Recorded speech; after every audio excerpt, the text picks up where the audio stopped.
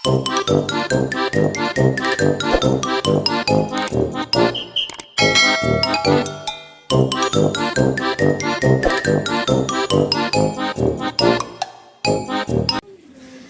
mga tropa, kumakain ba kayo ng karning kabayo?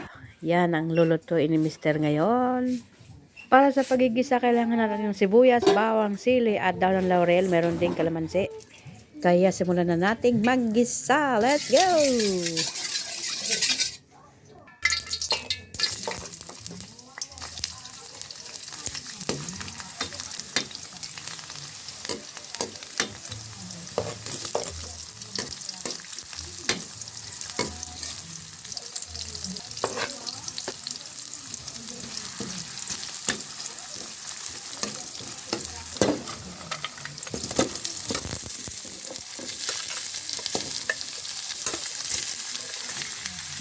At this point mga tropa, inilalagay na ni Mr. yung karning kabayo. Yan po ay malambot na kasi inilaga na yan ni Mr. bago niya igisa. Ngayon naman po ay titimplahan na niya ng mga pampalasa. Una niya ilalagay ay toyo.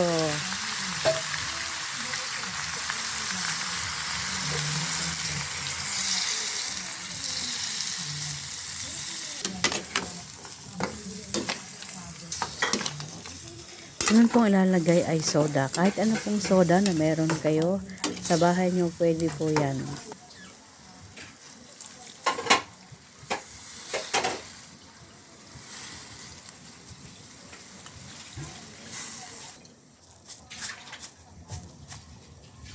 And then, ilalagay na rin niya yung ating mga iba pang ingredients. Kasama na rin yung dahon ng laurel. Ang dahon ng laurel po ay nakakatulong para matanggal yung aftertaste ng ating karning kabayo. Alam niyo naman po ang lasa ng karning kabayo, di ba? Ayan, halu-haluin lang po ulit natin at hayaang kumulo.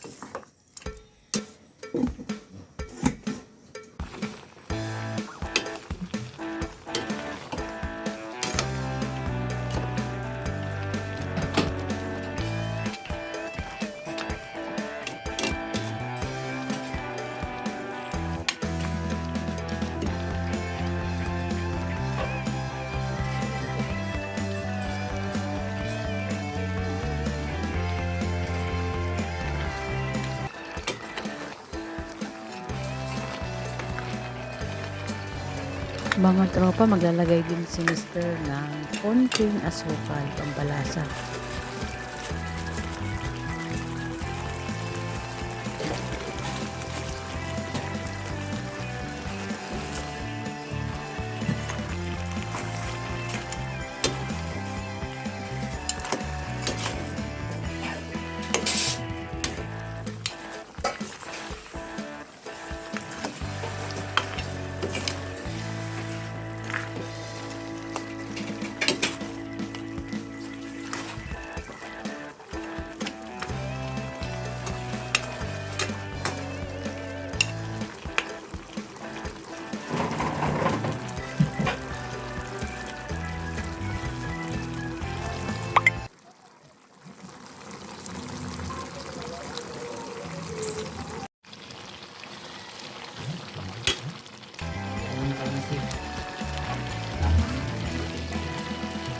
At this point, medyo naiiga na yung ating sabaw.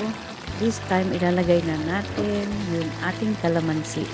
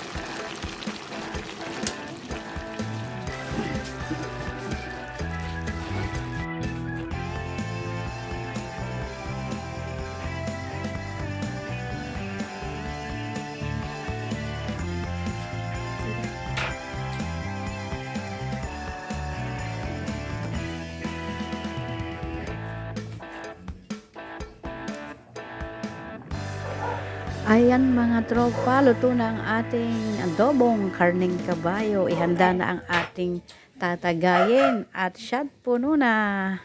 Let's go! Thank you for watching!